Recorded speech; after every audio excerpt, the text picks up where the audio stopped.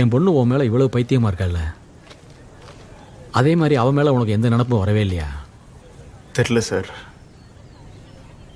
அது என்னன்னு தெரிஞ்சுக்கிறதுக்குள்ளே தான் நாய் அடிக்கிற மாதிரி அடிச்சு ரத்னம் சதன் குத்தி கிழிச்சிட்டிங்களே.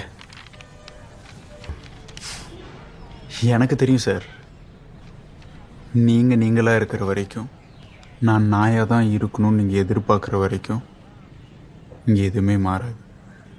இப்படியே தான் இருக்கும். வா ரயில் விட போலாம்.